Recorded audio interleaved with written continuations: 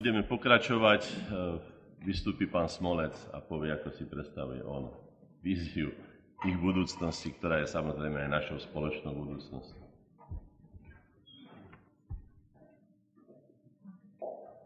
Dobrý deň, prajem.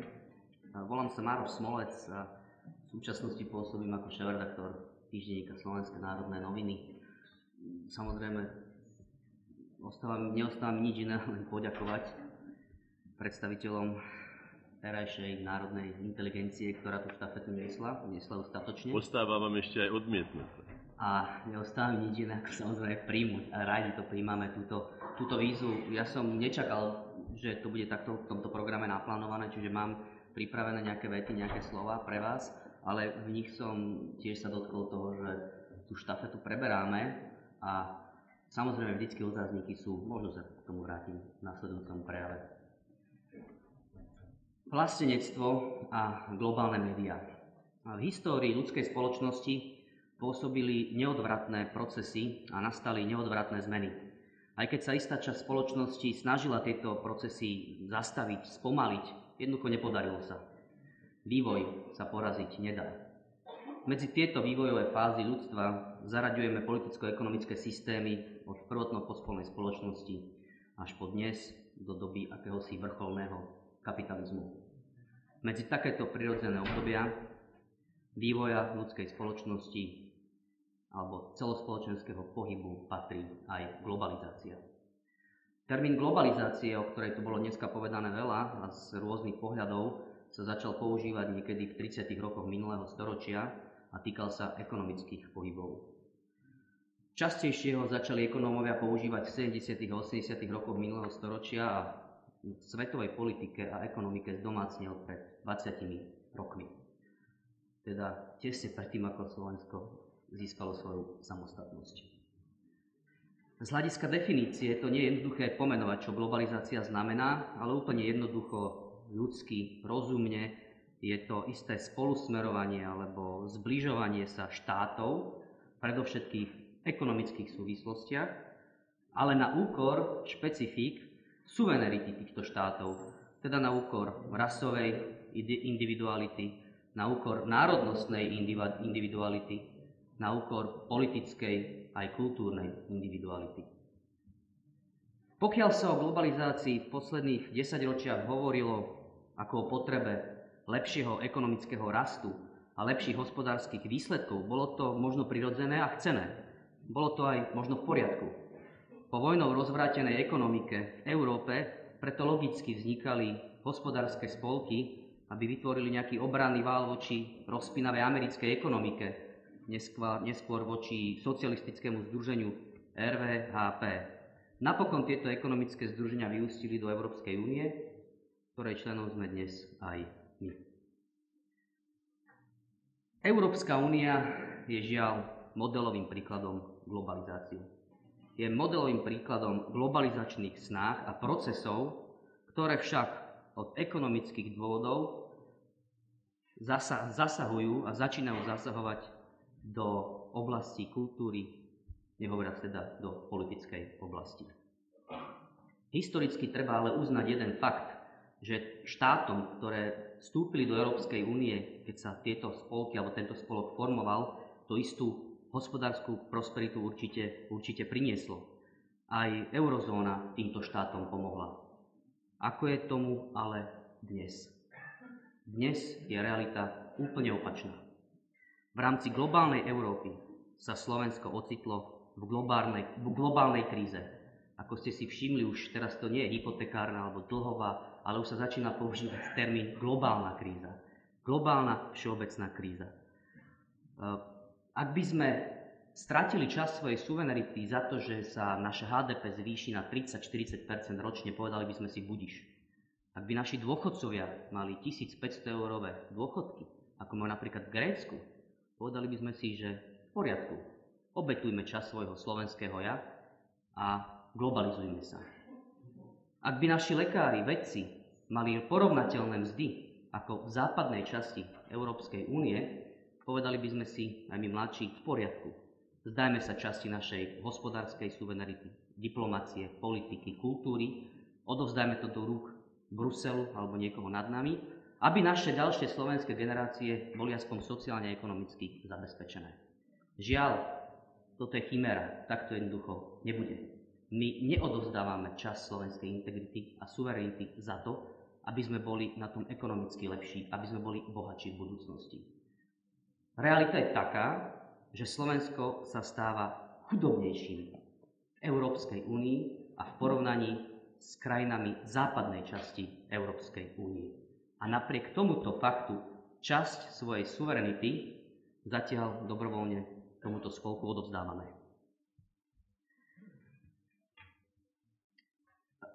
Európska únia od nás chce, aby sme zachraňovali iné štáty, aby sme vstupovali do dočasných a trvalých eurovalov. Ale veď naše dlhopisy sa nepredávajú. One zahraničné trhy nemajú záujem. To znamená, že my si nedokážeme zachrániť ani sami seba. Veď si povedzme štatistiky, koľko ľudí žije z minimálnej mzdy, teda pod 400 eur mesačne. Koľko plnohodnotných rodín, teda s deťmi, žije maximálne na úrovni 1000 eur mesačne. Koľko máme nezamestnaných a ľudí na pokraji sociálnej biedy. To znamená, my máme zachraňovať iných, ale ani sami sebe nedokážeme zatiaľ pomôcť. Avšak gréckej ekonomike pomôcť my musíme. No prečo? Sú tam predsa záujmy a aktíva nemeckých a francúzskych bank. Slovensko je priame závislé od Nemecka. Slovensku však pomáhať netreba. Tých pár strojných zariadení, ktoré tu máme s hliníkovými plechmi, vie byť do 2 rokov niekde v Indii, možno aj v Grécku, ak by sa samozrejme Grékom chcelo vo fabrikách pracovať. A tu sa kruh začína uzatvárať. Ak začneme byť vlasteneckí, ak začneme kritizovať tento globalizačný systém, fabriky sa odsťahujú niekde na východ, v Slovensku sa začína zvyšovať nezamestnanosť a v podstate sme sa stali istým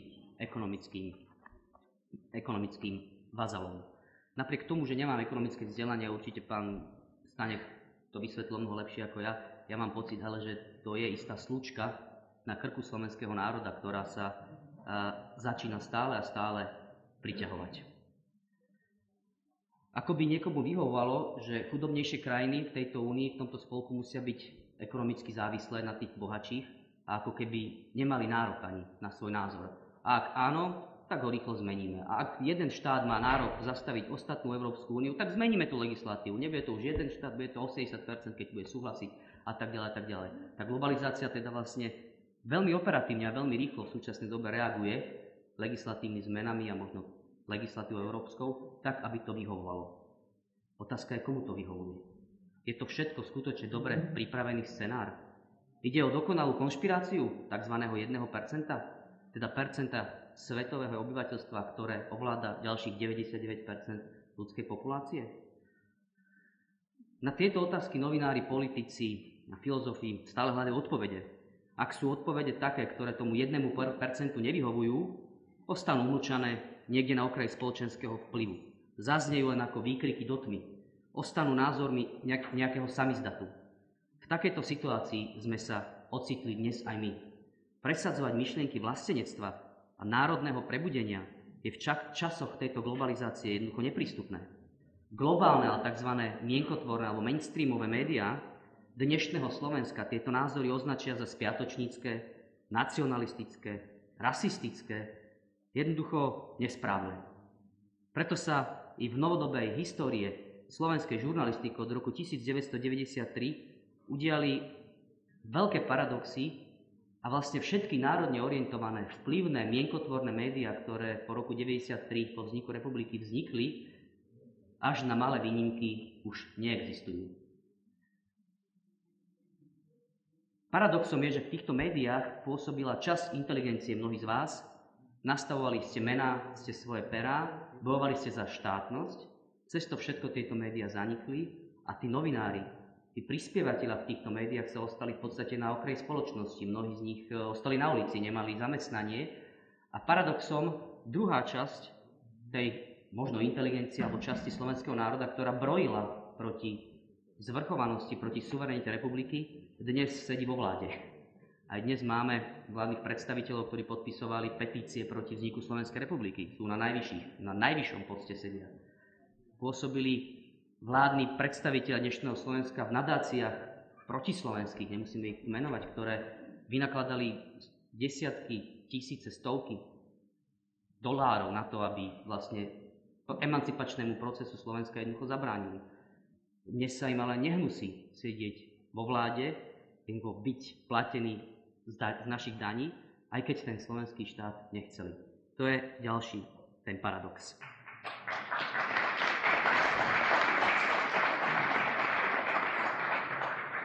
Medzi vlastenecké periodika daného obdobia, o ktorom som teraz hovoril a ktoré žiaľ zanikli, patril napríklad týždenník Slovenský národ, denník Nový Slovák, denník Koridor, ktorý viedol nebohý Jerguš Ferko, denník Republika, následne Slovenská republika, denník Nový deň. Boli silnými mienkotvornými periodikami, ponúkali iný názor, myšlienky proti prúdu, antiglobalizačné analýzy. Preto tomu 1% nevyhovovali. Zanikli ako na bežiacom páse, ich životnosť bola 5 rokov. To je nič pri riadení takého systému firmy, ktorá má 100 zamestnancov. To je málo 5 rokov. Návratnosť nadnárodných spoločností, mediálnych domov sa ráta na 10 ročia. Niekomu jednoducho nevyhovovali. A nie kvôli tomu, že by nemali peniaze alebo nekvalitných autorov, alebo že by mali zlé hospodárske výsledky. A ja som bol svedkom takéhoto procesu, keď som ako elev nastupoval do denníka Slovenská republika, keď mala cez víkend náklad cez 100 000. Ako mienkotvorné médium doteraz táto hranica nebola prekonaná mienkotvorným médium. A potom ako vnútropolitický komentátor som bol svedkom toho zániku tohto periodika absolútne zo dňa na deň. To sa jednoducho nepredpokladalo. 50 zamestnancov prišlo do práce a po obede im povedali, že na druhý deň nemusia prísť. Boli sme denník.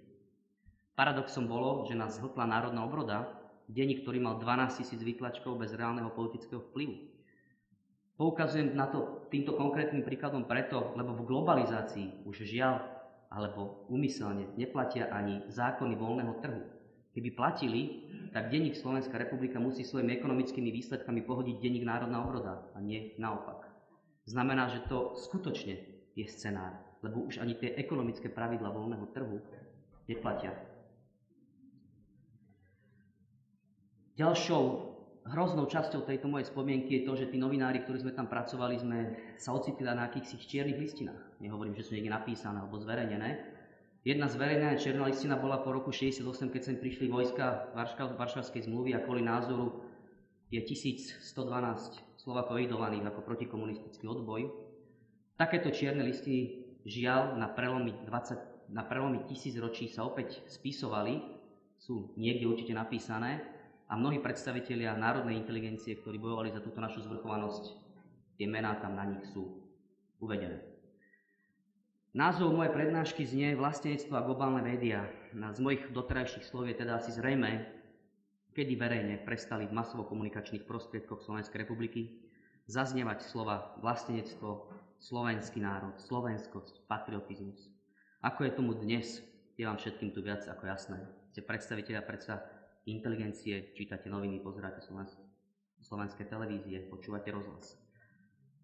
Nadnárodné mediálne domy vlastnia slovenské médiá. A žiaľ, aj mediálny dom, ktorý je zatiaľ v slovenských rukách, podľahol a ocitol sa v tejto globalizačnej sieti tiež. Ale dajme tomu, je to logické. Ak by sa postavil na druhú stranu barikády, tak by zanikol ako tie vlastenecké médiá, o ktorých som rozprával. Asi tí slovenskí majitelia si uvedomili, kto ich živí. Veď si zoberme, aké reklamné a inzertné kampane, kto zadáva do periodík. Určite to nie sú slovenské firmy stredného alebo menšieho rozsahu.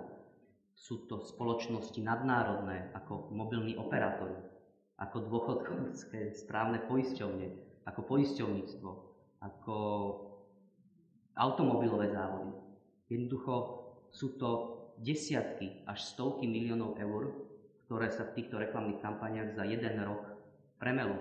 Zoberte si, odkedy počúvame Vianoce cez mobilných operátorov. Ja som prvú reklamu na Vianoce zaregistroval niekedy v septembri. To sú obrovské peniaze, ktoré rozhodujú o tom, že aj tí slovenskí majiteľia toho silného mediálneho domu sa jednoducho v tejto globalizačnej sieti cítia dobre.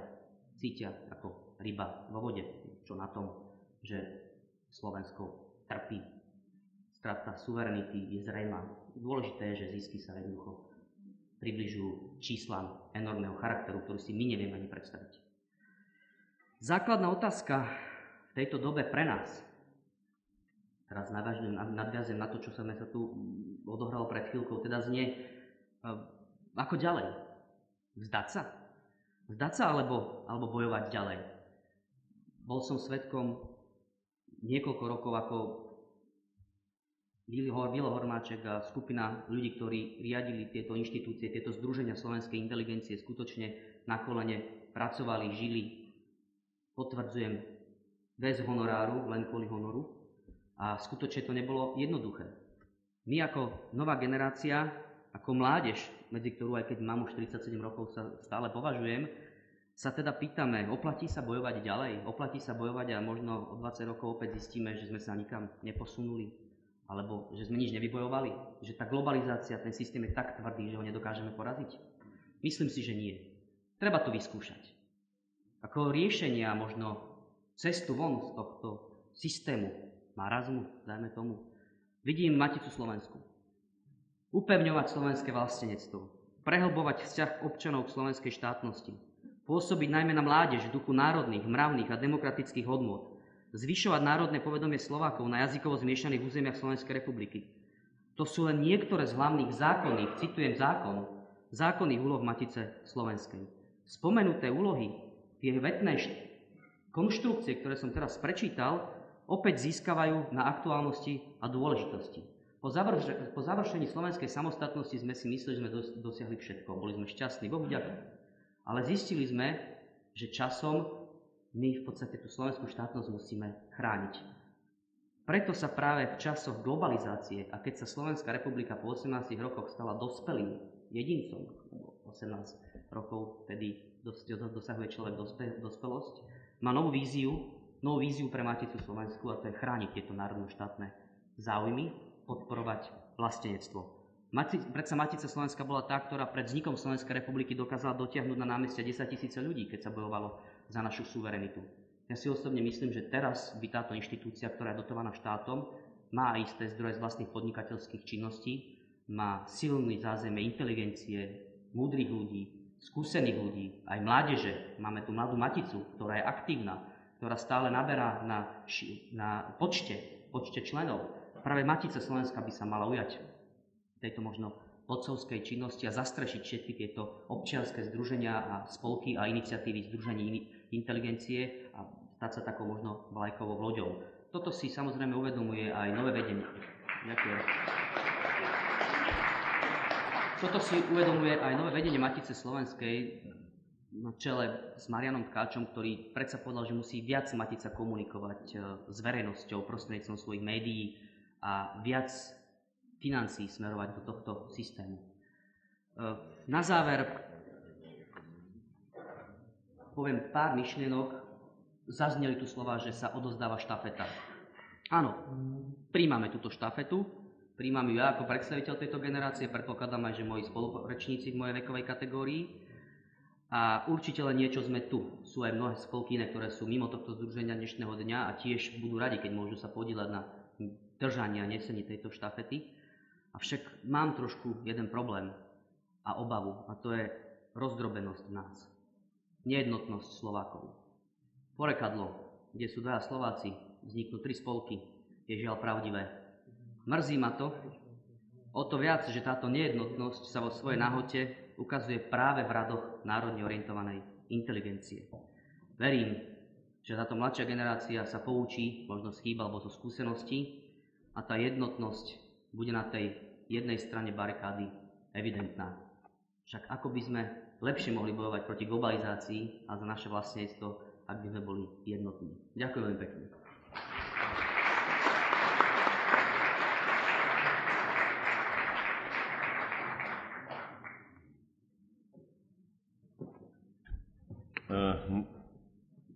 Pána Gešpera vítam, ale musím povedať jednu vec, ktorá je veľmi dôležitá. Osobne som bol za pánom predsedom Matice Slovenskej a 6-krát osobným listom som vyzval Maticu Slovensku od januára tohto roku, aby zvolala národné síly. Zvolal som vás ja.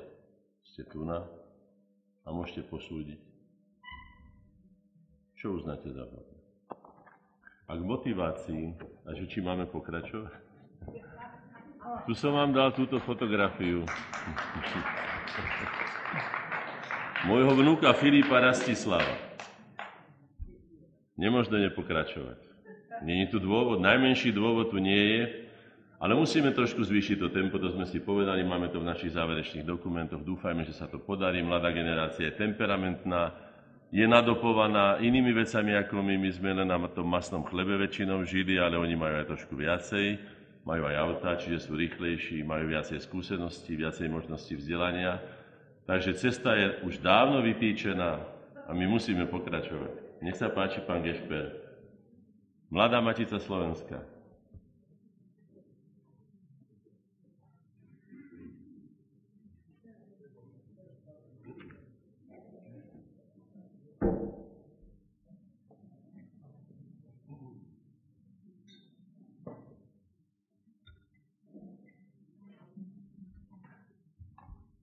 Vážený pán predseda, vážení prítomní. Chcel by som úvodom povedať, že chcel by som aj reagovať na slova predsedu pána Hornáčka. Na budúci útorok bude takéto stretnutie všetkých národných síl. Inicioval ho predseda Matice Slovenskej Marián Tkáč.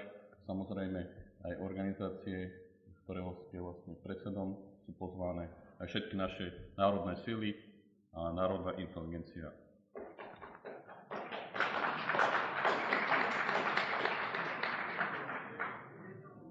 Témou mojej prednášky bude vlastne slovenská mládež a vlastenectvo. Možno na rozdiel od predrečníkov, ten príspevok by bol skôr v takom analytickom štýle, sociálnom a spoločenskom. Možno aj preto, aby sme vedeli, kde je náš základ, aby sme dôkladne zanalyzovali naše pozitíva, ale aj negatíva posledných 20 rokov, predovšetkým pri organizácii mládeže, mládežníckeho hnutia, aby sme vedeli na základe tejto štartovacej širčiary vykročiť oveľa progresívnejšie vo vzťahu mládeži. V posledných rokoch stále dôraznejšie vystáva otázka nevyhnutnosti zapojenia novej generácie mládeže do národného hnutia v širšom slova zmysle. Mladí ľudia viditeľne začínajú chýbať v organizáciách s národným zameraním. Daný stav pretrváva dlhšie obdobie, aj napriek deklaráciám o jeho zvrátení k náprave stále nedošlo. Čo je príčinou tejto alarmujúcej situácie? Komplexná analýza problematiky súčasnej mládeže a vlastenectva bohužiaľ nebola dôsledne spracovaná. Slabá účasť mladých ľudí v národnom živote má však svoje dlhodobé a závažné vonkajšie a vnútorné príčiny. Pokúsime sa ich aspoň stručne načrtnúť. Minimálne od druhej polovici 90. rokov 20. storočia rôzne inštitúty, nezávislé alebo tzv. Nezávislé organizácie zaplavili našu mladú generáciu víziami neobmedzeného blahobytu, ktorého príkladom mal byť Západ, myšlienkami slobodného trhu, kapitalizmu, možnosťami voľného cestovania a ľudských práv. Na druhej strane sa začalo cielené znevažovanie národného povedomia, zľahčovania náboženstva a propagovania vyhroteného individualizmu. V spoločnosti, ale aj celkovo našej mládeži sa ponúkol model správania, ktorý neberie ohľad na iných, hlása osobitný prístup k náboženstvu, z ktorého sa vyberá iba to, čo sa jednotlivcovi hodí, a popretie reálnych životných hodnôt. Dlhodobá zlá sociálna situácia zapričinila, že mnoho talentovaných mladých Slovákov malo ťažké podmienky na štúdium už na stredných a vysokých školách. Po ukončení vzdelania nastal existenčný problém so zamestnaním. Sotva 19-roční Slováci opustili rodný kraj a odišli za prácou do Čiech alebo do iných krajín západnej Európy. Bez zveličovania možno povedať, že mladá generácia bola hodená bez prípravy do dravých vôd materialistického sveta. Niečím podobným som prešiel aj ja a mnoho členov súčasnej Mladej Matice. Na mieste sa vynára otázka, môže byť mladá generácia vystavená dvojitému tlaku národne uvedomela? Napriek všetkému, čo sme uviedli, stále väčšina mladých Slovákov nosí vo svojom srdci vlastenectvo. Akcia vyvoláva vždy protireakciu. V podstate to načrtol aj pán Stánek. Vízie trvalého mechanizmu, ktorý vyrieša všetko predpokladané minimálne od roku 1997 sa nenaplnili. Aj v dôsledku hospodárskej krízy sa časť mládeže vrátila po rokoch domov.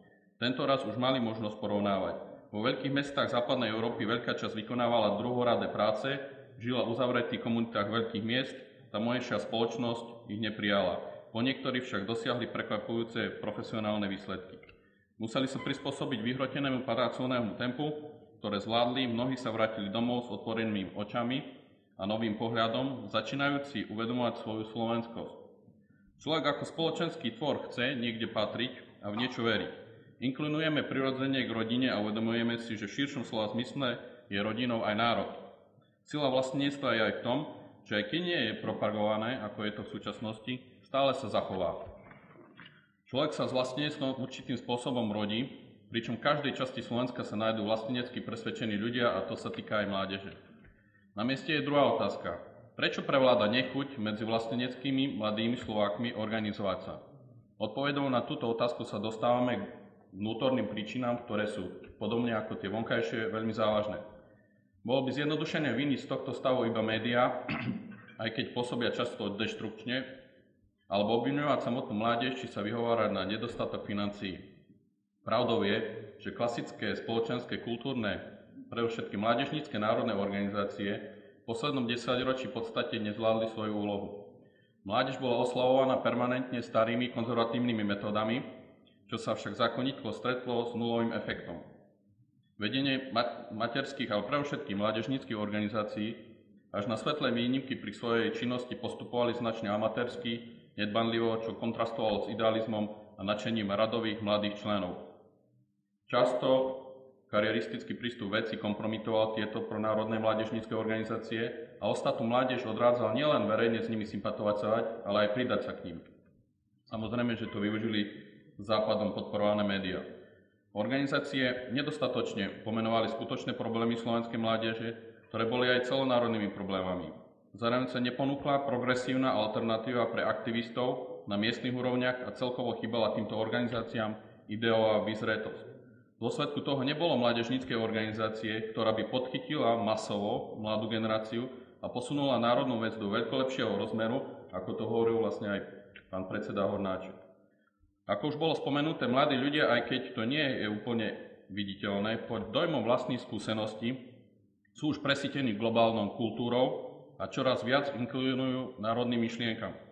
Mladý človek si uvedomil stratenosť v mori vyhroteného individualizmu medziľudských vzťahov, aký je propagovaný samozrejme médiami. Mnohí z nás mali možnosť sa presvedčiť, že iné národy prejavujú hrdosť na svoje dejiny a kultúru. To podnietilo záujem poznať svoju vlastnú históriu a kultúru, teda Slovensku. V spoločnosti však vzniklo medzi mládežníckymi organizáciami vákuum. Aby toho nebolo dosť, nečakane toto vákuum, respektíve medzi priestor, začali využívať určité extrémistické skupiny. Kto je znalý problematiky, vie, že korene týchto skupín siahajú do začiatku 90. rokov i skutočná inšpirácia je v hnutiach z konca 70. 80. rokov paradoxne z Británie a USA, ku nám sa dostali po roku 1989. Ponúkajú jednoduché riešenia, prejavujú sa militantným oblečením a vzormi, z prejavov viac cítiť rasizmus ako vlastenectvo. Takéto skupiny spôsobujú inú negatívnu dezorientáciu mládeže a v podstate tvoria extrémny protiklad iným a všade propagovaným neoliberálnym negatívnym myšlienkam. Z pohľadu médií sú dobrou zámienkou na útoky na čisté vlastenecké myšlienky, klasické národné organizácie a na ich diskreditáciu. Maločasť národnej mozaiky tvoria aj mladé matičné hnutie, ktoré má za sebou krátku, ale v podstate už pohnutú históriu v rámci Matice slovenskej. Aj keď formálne existovalo už od 90. rokov, prvýkrát výraznejšie sa dostalo do povedomia v roku 2006-2007. Prejavilo sa nadšením pre národnú prácu, schopnosťou na matičnej úrovni mobilizovať mládež v regiónoch, ale aj kritikou vtedajšieho vedenia a metód práce Matici slovenskej. Dnešná doba si všeobecne vyžaduje pracovať viac na miestnej úrovni, oveľa citlivejšie reagovať na potreby a požiadavky mládeže, neriadiť mládež kabinetne a direktívne, ale byť vo väčšom kontakte s radovými členmi. Je potrebné umožniť mládeži samostatnejšiu prácu, bez zbytočnej byrokracie, váhavosti pri jej realizácii, podpory. Na úrovni internetu a sociálnych sietí, ako to už tu bolo spomenuté, je potrebné podchytiť mládež skutočne metódami hodnými 21. storočia.